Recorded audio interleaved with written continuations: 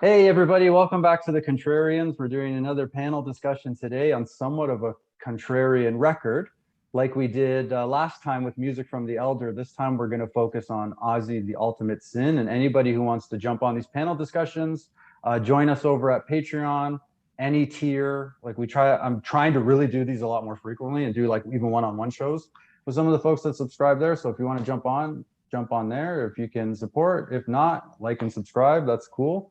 Today, we're going to be talking about Ozzy, the Ultimate Sin, and we're going to kind of have a panel discussion. We'll go around and you can kind of tell us if you're nay or yay for Ultimate Sin and let us know why or why not. And we'll just kind of have a discussion that way. I'll go first. I'll go quick. I'm a huge Ozzy Osbourne fan. Like, I'm a huge Sabbath fan. And I'm not really for this record. I'm a fan of the first three, and I'm a fan of like the next four records that come out after this. Just for some reason, this is probably my least favorite out of the first like 7 or 8 Ozzy albums that came out. Like I like No Rest for the Wicked. I like Bark at the Moon infinitely more than this record. I think even like Osmosis and Down to Earth, I probably really like about half of each of those records. And then Black Rain, I really like the first 2 tracks off of that. We were just talking about this before we started recording. I Don't Want to Stop and Not Going Away are awesome tracks. After that, I'm not super familiar with the discography other than whatever tracks like Scream came out as kind of like a single or whatever. But I'm a huge Ozzy fan, and the whole catalog dips with this record for me. I listened to it a couple of times recently. For some reason, I've never really this album's never really moved me, and I've had a very difficult time getting into this record in the past and for this panel discussion. I listened to it a couple of times off of Spotify. I listened to it on my earbuds, and I felt like there was something lacking in the production. I'm not a big production guy, but in terms of the instrumentation, it kind of felt like the instrumentation didn't really breathe very well, at least in my earbuds. And I don't really have expensive earbuds. When I played it in my car, the production felt a little bit better. But it's not even just the production of the instruments; it's also like the performances. Like I I feel like Ozzy is kind of like sleepwalking through this record with his performance. I feel his voice is very like one tone throughout it. And probably my major complaint about the record in general is just that is the same thing I said about Passion Works, the last album we talked about on the Contrarians, is that it's not a very hooky record for me. Like, there's not a lot of hooks in there. There's a couple of songs that are okay. I like Never. I like Lightning Strikes. Those are probably my 2 favorite songs off the record. And if you transplanted those on any of the other Ozzy records, all from Blizzard of Oz all the way to Down to Earth, they'd probably be, well, maybe not Down to Earth. From Blizzard of Oz to No More Tears, if you took those 2 songs and transplanted them any there, they'd probably be my least favorite if I ranked the songs and you transplanted them from this record to any of the other records up to No More Tears. Shot in the Dark is okay. You know, like, there's some good stuff on this. I'm just not a fan of this record. It's never moved me. I'm not a huge fan of the songs. And I can't even really explain why, because I love the record before this. I love the record after this. I'm a huge Ozzy fan, and it just doesn't do anything for me. So I'm nay on the record. I'm going to throw it over to my buddy Andy, who's a new face on the Contrarians discussions. I know Andy's got his own music thing going on, and he also is the one who performed our intro music. So welcome, Andy. Let us know what you think, yay or nay. Hey there. Am I right way up? No, you're sideways, but it's kind of cool. No, we don't want that. Let me change it so that we're sort of all simpatico here.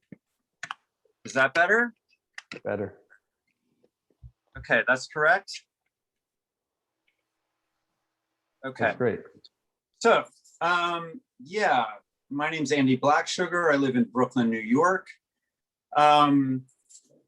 I play in a number of different musical projects, but I'm a member of German industrial band KMFDM, even though I'm not German. And I just started playing with Blondie this year. Probably my favorite local band, so I feel like a proper New Yorker for the first time. And yeah, I've got my own stuff out there. Blacksugar Transmission, Sheer Velocity is kind of a shred guitar side project, instrumental thing. As far as where I fall on this album, I kind of look at it in terms of the Jakey Lee era, which is sadly only 2 albums. I see Ozzy's catalog as being really 3 eras. And I know that there's more than that, but to me, I'm not really familiar with anything above and beyond the Zakk Wylde involvement. So for me, the Randy stuff, the first 2 albums was clearly the best songs. They had the best chemistry as songwriters between Randy and Bob Daisley and Ozzy himself.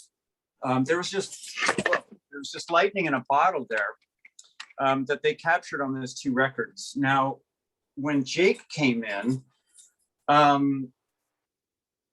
you know, it's funny because I actually think that Jake is, out of the 3 guitar players, I think that his ideas are the most consistently unpredictable and fresh and just kind of just wonderfully odd. And he doesn't really have a bag of tricks like the other 2 guys do.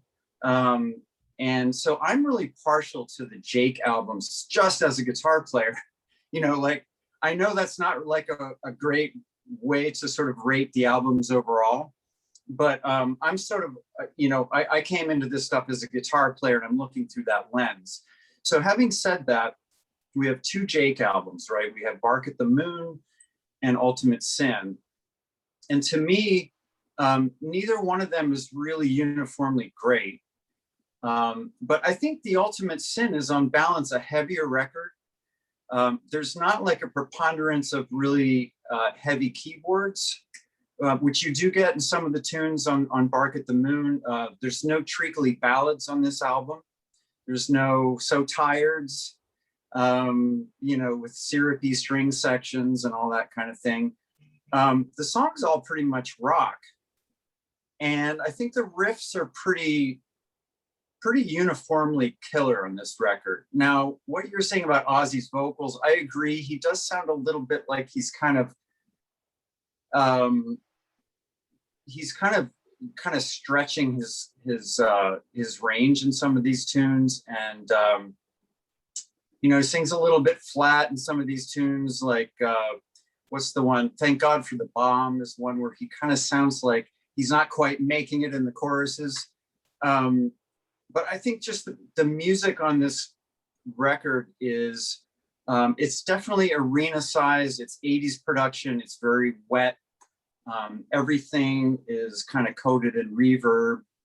And that's kind of like, I guess that's just sort of a downfall of most albums that came out in 1986. But I think there's some really good lyrics on here because we have Bob Daisley involved as a lyric writer. We have no less than 3 songs about nuclear holocaust. They are The Ultimate Sin, Thank God for the Bomb, and what is it, Killer of Giants, right? And you know, that's sort of very Cold War 80s. You know, that was sort of in the zeitgeist. Everybody was singing songs about that kind of thing, the arms race. But I think that there's some good lyrics tucked in here. You have, I think Thank God for the Bomb is like a really interesting take on nuclear disarmament. It's sort of like we have these awful weapons of mass destruction, but they're so terrible that no one's really willing to make the first move, and that's the only thing that keeps the peace. It's an interesting take. I think Secret Loser is a really more confessional version of Suicide Solution. It's all in the first person, whereas Suicide Solution was all in the second person. So it's really kind of a brave thing for Ozzy to sing. Now, I'm sure that Bob Daisley probably wrote these words, but is very much relevant to Ozzy's struggle at the time. So some of the things I don't like about this album, there are 2 songs that are like kind of using that "We Rock" and "Rockin' All Night" kind of chorus, which is really, those choruses are very underwritten. I think the one that says "We Rock" over and over is kind of like weird, considering Dio had a song called "We Rock" 2 years earlier.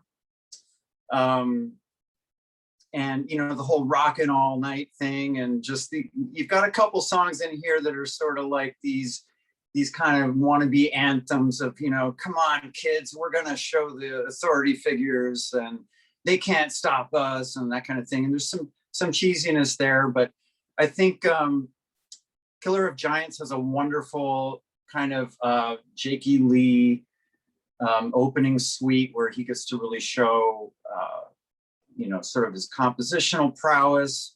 I think that Shot in the Dark is a great pop Ozzy song. It's got keyboards in it, but I think it works.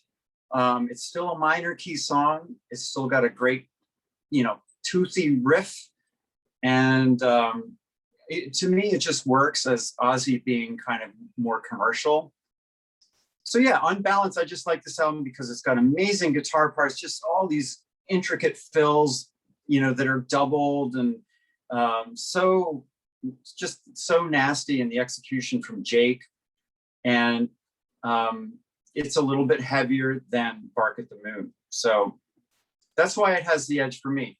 Neither one of those albums touches the first two albums. And I love the first one with Jake, or not Jake, Zach. I like No Rest for the Wicked, but after that, I kind of lose interest. It gets a little too, I don't know, too many cooks. Just the identity of the band gets kind of lost at a certain point for me. So I can't even really speak to a lot of the stuff that happens after the early 90s. But yeah, I'm a yay on Ultimate Sin. Awesome. Thanks, Andy.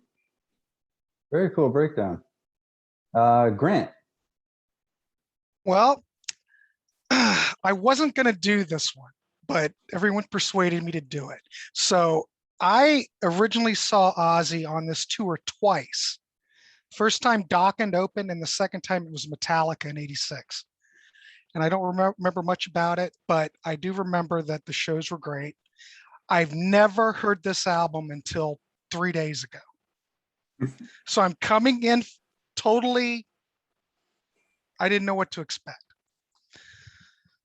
I've heard the first three albums and, they're fine, but I'm just reviewing the Ultimate Sin. My first, it's kind of difficult because this was '86. It's awfully polished. It's very commercial. I feel that the performances are kind of phoned in. All the tempos are the same. All the riffs are very similar. I couldn't tell you really much about the lyrical content. I never got that far. But as far as listening to it, the sound's very clean compared to the other stuff. But the other stuff I think had a lot more personality. I don't know if that's a good word, but the songwriting on the first three are much better than anything that's on here. I saw some interview with Ozzy in 2019, and Ozzy said that this was his least favorite solo album, that he felt that everything sounded the fucking same.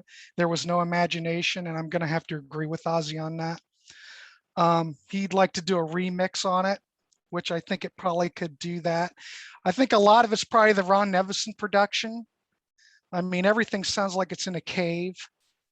But I will give some props to the drum sound. At least it doesn't have that gated drum sound. The drums are big and everything. It's almost like Creatures of the Night, but at least it doesn't have that gated drum sound, which kind of dates everything. A lot of it reminds me of kind of a poor man's Dokken album, to be quite honest. If you're into something like this, I would just listen to the second and third Dokken albums and call it a day. Ultimate Sin's a good track, and Thank God for the Bomb's okay, but it seems like a watered down Ain't Talking About Love riff. Yeah, and you mentioned Never Know Why, which was the Dio thing, We Rock. It's a ripoff of Dio right there. It just, to me, it just doesn't sound like their hearts were in it, and it's just kind of phoned in. I don't think it's a bad record, but compared to what came before it, I haven't heard anything after it either. I'm not a big Ozzy fan. I don't dislike Ozzy or anything, but I'd rather listen to Doc and then listen to this. Wow. Yeah, is it Never Know Why where he goes into the We Rock thing? Because that Secret, wait a minute. Never Know Why's We Rock. that's the one that kind of, it's like a Frankenstein almost. Like somebody had a chorus Yeah, and it's somebody had weird. a verse, like two different melodies, But and just listen to said Thank put them God for the together. You know? Bomb. Thank God for the Bombs ain't talking about love. It's a watered down, ain't talking about love riff. It's just a lot of, I don't know. And I think Jakey Lee played a lot better on Bark at the Moon than he does here. I think he even phoned in a lot of this. It's just uninspired. I don't know. I just don't think they were in it. And I don't think they were into it, you know? Plus, Ozzy just got back from rehab. They fired Bob Daisley before and brought him in to bring in lyrics. I don't think anybody was in a good place when they made this record. You know, I think that probably has a lot to do with it. But, you know, I'll give it, if I was going to give it a out of 5, I'd give it a probably 2 out of 5. Cool. 3 maybe, but that's pushing it. Joshua, you got your hand up and you can comment. Yeah, You can just go I just next wanted too. to add to since we were speaking about thank God for the bomb. Am I the only one that always is thinking about Between the Hammer and the Anvil from Judas Priest when it gets into the chorus? Like, I swear to God, it reminds me exactly the same. Of course, Painkiller came out like 5 years or so afterwards, but I just had to add that because it's always on my mind. I always think of Thank Christ for the Bomb from the Groundhogs. That's my favorite, one of my favorite Groundhog records. But you can, Joshua, you can go next if you want. Yeah. No, again, listen to the chorus again to those two songs. Like they start with the exact same rhythm. It's really interesting, actually. But I actually like this album. I revisited it the last couple of days. I hadn't listened to it for, I don't know, a year or so. And I still really like it, though I gotta agree with a lot of the negative aspects people always already brought up. To me, there is a uniformity to all the songs. And I actually think one of the strengths of this album is that it's pretty good throughout. So it maintains a certain quality, but the quality never reaches certain heights that previous albums already had. So when I compare it to what I think is, and many would maybe agree, the best Ozzy solo record, that is Diary of a Madman, which is also of course really good throughout, but it has like half of the album is simply extraordinary, really good, really good. And I don't think this album reaches those heights. So to me, it's a really solid like 7 out of 10 throughout. A couple of songs that maybe go above other ones, but overall it's really solid. But it just, again, it's a little, it leaves you a little with the taste of it being a little lackluster. You kind of leave with wanting a little more from it. One interesting thing is I always had in mind that I really didn't care much for the production at all, or didn't like it, but revisiting it, I didn't have much of a problem with it, actually. I didn't mind it as much. But yeah, I can understand the criticisms. I think Martin called it a little bit of Ozzy's hair metal album, which I can kind of understand. It is kind of polished and commercial sounding a little bit, but I also think some of the cheese that you do find on albums like Bark of the Moon, I don't think you find that as much on here, because there are only a few songs that have a little more cheese on them that I think this album stays away from, and I think it's beneficial in this case. So yeah, in a world of thumbs up and thumbs down, it's a thumbs up for me, but it's not great or anything. But I like it. It's quite good. Cool, thanks. Why don't we throw it over to Joe? Okay, so my history with Ozzy goes back to finding out about Black Sabbath when I was in grammar school. And believe it or not, we would listen to Black Sabbath albums after we served Mass as altar boys. So there's some bizarre there. But I love the Ozzy era of Black Sabbath. And then, of course, when he came out with the solo album with Randy Rhoads, blown away. But I've come to realization that Ozzy is one of those people. I don't think there's a person out there that has had so much success with so little talent. He's just being able to surround himself with the proper management and talented people. And he just is so lucky, which brings us to the ultimate sin, which I absolutely love. In fact, the contrarian part of me says, I believe this is the last good Ozzy album. I believe the first side is perfect, despite the thin production. Bark at the Moon, I was very lukewarm about. I think the songwriting on the first side of this is incredible, especially the when Jakey Lee goes into that wah-wah pedal on Ultimate Sin. I think that's just great guitar work. Unfortunately, the production is a little thin. It's that Ron Nevison heart. Even, you go back with Ron Nevison, even those earlier UFO albums, it seemed a little thin on the production, but then he kicks it up a notch on the live album, which we'll talk about in a couple of weeks.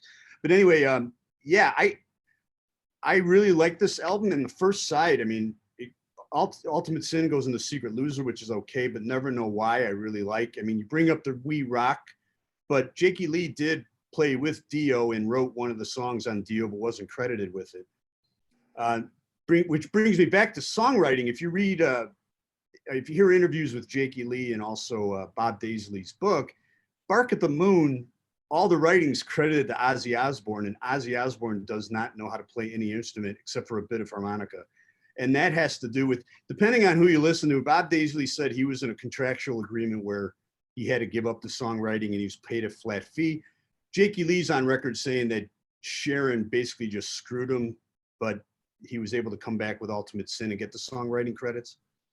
But yeah, I love the first side. You brought up Thank Christ for the Bomb. I believe that is actually a saying that they said in England because it kept the peace. And then Bob Daisley said, hey, let's turn this into Thank God for the Bomb. The second side's not as strong, but it's still, I still enjoy it. But everything that comes after this album, when he came out with No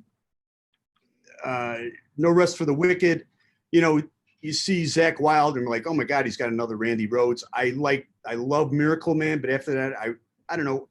Compared to that year, I like Badlands better. That's Jakey Lee's album. And then after that, I can't stand No More Tears, the song. I can't stand Mama, I'm Coming Home.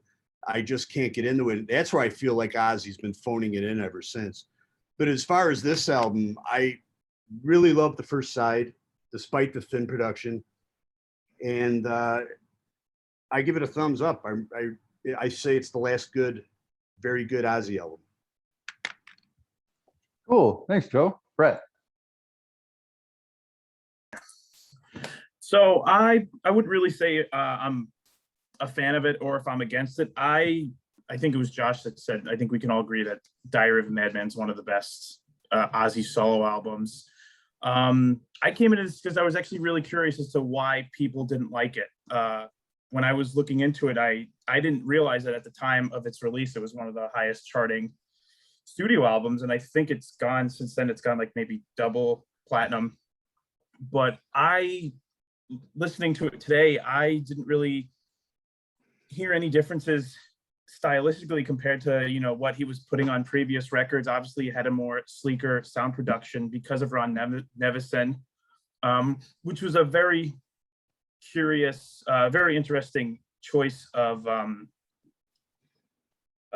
producer choice because of the bands that he didn't really do particularly heavy metal prior to that. It was, he did UFO, but it was mostly like Jefferson Starship. And I know he did Heart. And that was the one thing that Ron Nevison was known about in the 80s. He kind of helped revitalize people's careers. And I know Kiss attempted that with Crazy Nights, but unfortunately, that as good as the album, as good as that album is, it didn't do as good as they would have hoped by having his touch on it.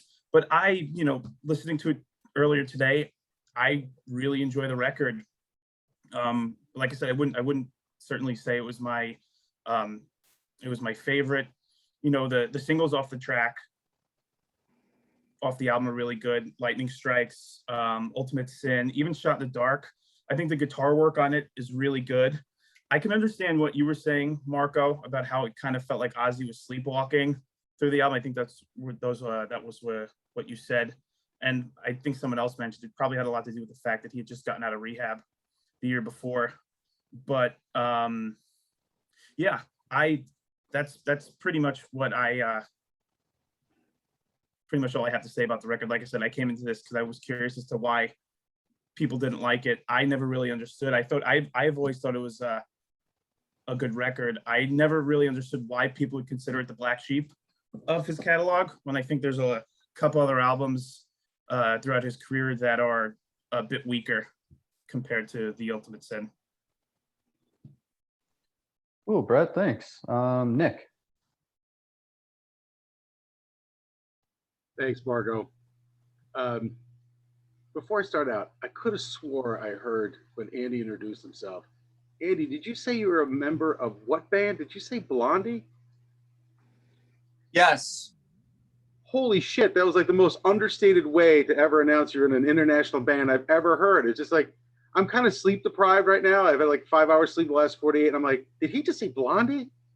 Yeah, I did. I've had one or two pops, so I couldn't believe it.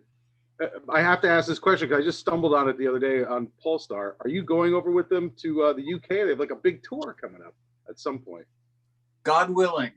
It's like an arena tour. Yeah. And who's opening? Garbage. Holy shit. Pardon my French. Wow. Anyway, that was awesome. Yeah. I might name drop. Hopefully that will go through. Okay. No. Yeah, please. No, but it was just, you said it in such an understated way. And I'm like, what did he just say? Anyway, I owned this album when it came out. When it came out as a homemade cassette that a friend of mine made for me, who is now based out of LA, at least before COVID, as a professional drummer and does other things. He's played in a number of bands we've heard about, but his name's Stephen Mills. So if you ever look him up, Stephen Mills gave me a copy of this on a homemade cassette. So there's my plug. I remember at the time having somewhat fond memories of the album, and I remember playing it, but I forgot about it, and I probably haven't listened to it for 35 years, which is a bit of a strike. In the past week, I got a chance to just listen to it on streaming, so it wasn't the best equipment. And I listened to it, and this is one of those albums for me where, I enjoyed it at the time, but now listening to it, I like it less. It's not one of those albums where I listen after time, I like it more, I like it less. And I don't know if it's just changing taste, maturity, whatever, just different direction. I'm not the biggest Ozzy fan. I enjoy his work more with Black Sabbath and solo stuff. I do like the follow-up album to the No Rest for the Wicked. I did enjoy that quite a bit. And Joe really made me laugh when he said he's never had someone with so little talent have so much success. So I couldn't agree with you more. But nevertheless, so when I listen to it again, I can barely get through this thing. I found that this reminded me of an Ozzy paint by numbers album, in that you had certain Ozzy tropes in it. You've got the 3 songs about nuclear stuff. It reminded me of a mid-'80s paint by numbers. Gary Moore used to do that all the time. You have to have certain songs about nuclear this, nuclear that, and he sometimes at his worst is a paint by numbers guy. So I just didn't find that the album overall was memorable. Shot in the Dark is a decent song, but in the Ozzy canon, it's really not the best. You don't hear cover bands and other people playing Shot in the Dark. It's sort of a forgotten Ozzy song. So on balance, I'm sort of a nay person on this one. I wish I wasn't, but I think there's better Ozzy. I'm not the biggest fan. And there you go. Thanks, Nick. And last but not least, Reed. All right, everyone. So hopefully you don't mind me making notes. I've got some neuro issues. My memory's not good, so I have to go off of notes. My experience with the album is a little different than most of yours. And let me say, I love Ultimate Sin. And it is unquestionably my favorite Ozzy album. Now, some of that has to come from nostalgia. It was the first Ozzy album I heard. So I grew up in a small town up in the mountains in Montana. We did not have a lot of exposure to popular music. So I did not hear Blizzard of Oz. I did not hear Diary of a Madman. I perhaps heard the songs Bark at the Moon and So Tired from the videos on MTV. But then Ultimate Sin, like I said, as somebody already mentioned, Ultimate Sin was huge. This album sold a lot of copies and it was all over MTV. And the thing that immediately grabbed me about it was the guitar playing. Now, I have to say, remember, the Ghost of Randy Rhoads is nowhere in my enjoyment of this album. I had never heard the first two. I'd never heard a lick of Randy Rhoads playing guitar. So for me, Jake E. Lee was the first Ozzy guitarist I heard. And I think this album is phenomenal for a guitar. And Grant, I have to disagree with you that this is like the same riff on every song. But I'll get into that a little bit more. Randy, you know, the guy died so young, he became immortal. He's untouchable. He's a legend. And it elevates, you can't say anything negative about the guy. But had he lived, you know, look, he died in 82, right? In 83, Yngwie Malmsteen comes out on Alcatraz, No Parole for Rock and Roll. And then 84 is Rising Force. So there were some really, really high firepower guitarists coming down the line. Randy Rhoads was not going to sit on that throne long if he was ever the best. And my guys from the 80s are Vivian Campbell, Jake E. Lee, and Yngwie. And I'll take any of those three over Randy on those first two Ozzy albums. Yeah, the riffs. So let me talk about the production real quick. When I listen to the album, I've got it on CD. What I hear are the drums and the guitar. And I think that's what's really strange about the production is that the vocals are actually behind the guitar in the mix. But for me, that's perfect because I don't like Ozzy's vocals and I love Jake's playing. So that guitar is in your face. It's heavily compressed. You can hear every note and it rocks. And Ozzy sits back and yeah, you know what? He can't hit some of the notes. They do what I hated in 80s production, which is they support his high notes with keyboard stabs and the keyboards and the vocals don't match. I mean, if your pitch is just a little off, that really emphasizes just how off your pitch is. And by the way, Andy, I agree with a lot of your points. So as you were going, I was like, oh crap, he already said that. So I may be covering a lot of stuff for a second time here. But listen to the harmonic intro at the start of Fool Like You. No one was doing that in 1986. It's phenomenal. There's nothing else like it. Oh, he has that deep Sabbath-esque opening on Never Know Why. It reminds me a lot of EV 150 from Mob Rules, or maybe Stonehenge if you're a Born Again fan.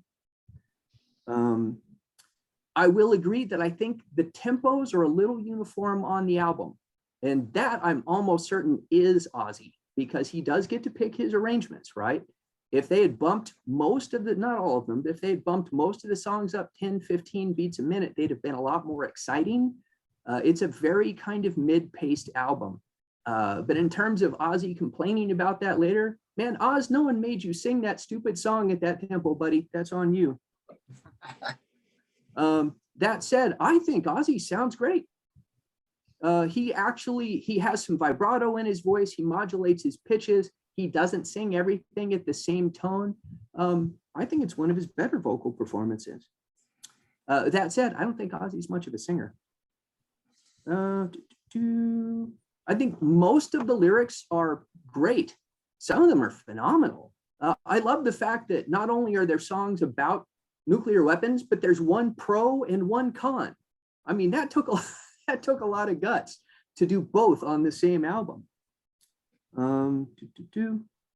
I do think that Never Know Why and Lightning Strikes, which have been brought up, those are kind of the typical rock and roll anthem songs, and those are kind of my least favorite songs on the album, but I still like them. You know, they did a video for Lightning Strikes. It went over great. In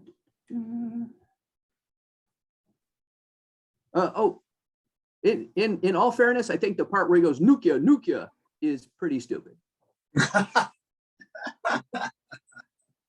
I think some of the lyrics, like Secret Loser, man, Google the lyrics for that song if you've never listened to the lyrics. They're phenomenal. It's just really, really good lyrics. So I'm not going to read through them here on the video, but look them up, guys. They're great. Shot in the Dark was a huge video. And actually, that song, I don't dislike that song, but it doesn't fit with the rest of the album. And kind of like Nick, I actually started out with a dubbed cassette of the album, so I didn't know who did what. And later on, I found out that's the one song that Jake E. Lee didn't write. Phil Susan, the bass player, wrote that song, which is why it sounds different than all the others. So it's a little bit of a mismatch for the album, but it's still a good track.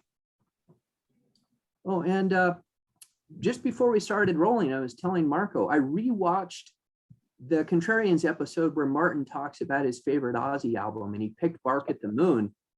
And in that video, he says that he thinks Ultimate Sin is the least creative thing that Jake E. Lee did. And he specifically says, and I love I worship, these are his words, I worship those two Badlands albums. Now, I love those Badlands albums, but I think that Martin is remembering a lot of bad nostalgia, because some of the tracks from Ultimate Sin you could simply drop on that first Badlands album and they are a perfect fit. That Killer of Giants with its kind of acoustic opening and then it goes into the rockin' part, that's Badlands, man. That's Jade's song going into Winter's Call on the first Badlands album. And if you took the song The Zombie Stomp, or Devil Stomp from Badlands, you could put that on Ultimate Sin and have Ozzy sing it. It would have been perfect. Jake E. Lee he had a style when he was writing, hard rock.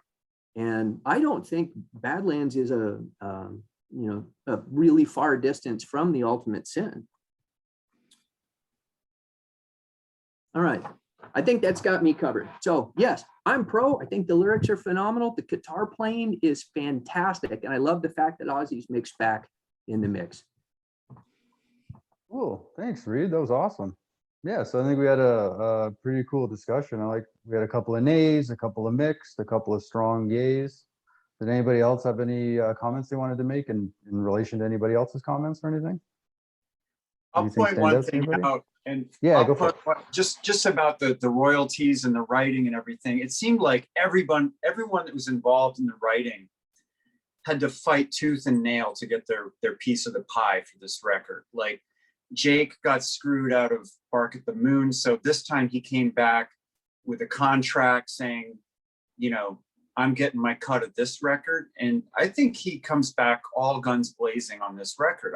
I don't think he phoned his parts in. I think he really put his best foot forward, because it's the first time he's going to make money from Ozzy. And I also hear that Phil Suzanne was fighting bitterly with the Osbournes for years after this record, trying to get his piece of Shot in the Dark. So, and of course, Daisley has just had like a really dramatic, time of it with the Osbournes trying to get his fair due as well. I'd like to hop onto that, because as I said, I believe this is the last good Ozzy album, and Sharon Osbourne has a lot to do with that too. Just the whole, when you find out, when they had the reality show, you realize that they made him a cartoon character, and you realize what an evil person she is, and how she screwed guys out of royalties and kept on fighting and lawsuits and what they did to Iron Maiden on the Ozfest tour and through eggs at Bruce Dickinson. I mean, it just leaves a sour taste on my mouth, on top of the fact that I think Ozzy has just become a cartoon character on every subsequent album. Like I said, I think No Rest is okay, but if I never hear No More Tears again in my life, I'll be happy. You know, I mean, I'm a huge, like I said, I'm a huge Sabbath fan in the Ozzy years, but yeah, he wasn't a great singer, and now he's terrible. And yeah, the whole songwriting thing and the business, the shady business deals with Sharon really put a damper on my enjoyment of his output as well. I like No Rest for the Wicked so much better than Ultimate Sin. There's a lot of good tunes on that one. I think I like it pretty much start to finish. Bloodbath in Paradise is awesome. Tattooed Dancer. But that being said, I really do love Black Label Society. So that's another thing. You know, I love Black Label Society, but his stuff with Ozzy, I don't know. I guess I'm contrarian on No More Tears, because I like No More Tears a lot. I think there's a lot of good tunes on that one too. I dig No More Tears, but I like that kind of Southern rock mixed with heavy metal thing that Zakk Wylde does, even though he's from New Jersey. There's a part on No More Tears. It's actually on Mr. Tinker Train of all things, where he goes, doo-doo-doo, I squeal. Pardon my guitar playing there. And that part just hooks me in. I'm like, oh man, I love that part. I love the solo on the song No More Tears. That is one of my favorite solos. It is screaming. But the album is, I mean, it's commercial. It is. It's a lot more bubblegum than the stuff he did with Jake. Oh, by the way, Grant, I don't want to sound like I'm picking on you, but dude, I love those first 4 Dokken albums. So I do not consider it an insult to compare Ultimate Sin with Dokken. Yeah, I just think you'd be better off sticking with Dokken. But I do want to make a comment about something you said about Shot in the Dark. When I was listening, I picked this up, which is the remastered version. Yeah. And from my research, evidently this is an edited version. I don't know if this is the 45 mix that they put on here, but it's like, I don't know, 15 seconds shorter. And I don't know if anybody knows this, but I was thinking that Shot in the Dark almost doesn't fit on this record. The production is way different than the rest of it. The mix is different. In fact, I think if Ultimate Sin had the same mix and sound as Shot in the Dark, I think it would have been a better record. Because I think Shot in the Dark sounds great. And it's a great 45. But I didn't know if maybe anybody knew if this was like the 45 mix on here. But I know everyone like on the Steve Hoffman site rave about getting the original CD, because I guess it sounds better and it's got the full version and everything. But I couldn't find it. And that's more of the Sharon Osbourne crap, where they have to remix things, or like the first 2 albums, they erased Bob Daisley and Lee Kerslake, and they put them back on. Boy, that pissed a lot of people off. Yeah, it pissed me off too. Those first 2 albums are phenomenal. I'm a huge Randy Rhoads fan. Sharon Osbourne and the whole Ozzy become a cartoon character. Really, not a fan. Not a fan. Throw your hand up there, Brett. I can't hear you. You're on. Can anybody else hear Brett? No. To unmute. No, you're silent. Whoa. What just happened? Can't hear you still. Sorry, buddy. Until he comes back, let me jump in. Does anybody remember? Why don't you jump off and jump back on? Let's try that. I think he did.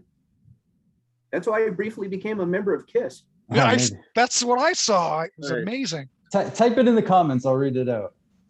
Until he gets back, does anybody remember when this album came out, sort of like the stage get up and appearance of Ozzy and band? Yeah. And probably in my recollection of this album hasn't helped, because it was.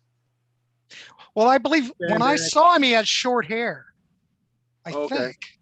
I remember he had a lot of, sort of a lot of spandex and the glistening stuff, sort of like KISS Asylum look. It was not the best look.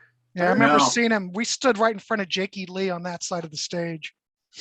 He said that Sharon told him, you can't look like somebody in the audience. So he had like the red leather pants and Yeah, crazy stuff. I think it's the spandex look. It wasn't a good look. He just kept going back and forth doing what he does. It was fine. I'm looking at Brett's comment here. He says it's 4 measures between the first chorus and second verse. Apparently it has to do with royalties. Weird. Oh, Wow. weird.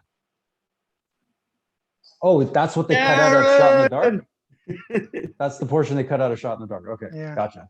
Yeah, Cool. there you go. Sharon. Hey, that's pretty good. Any final comments? Anything else anybody wants to say before we wrap it up?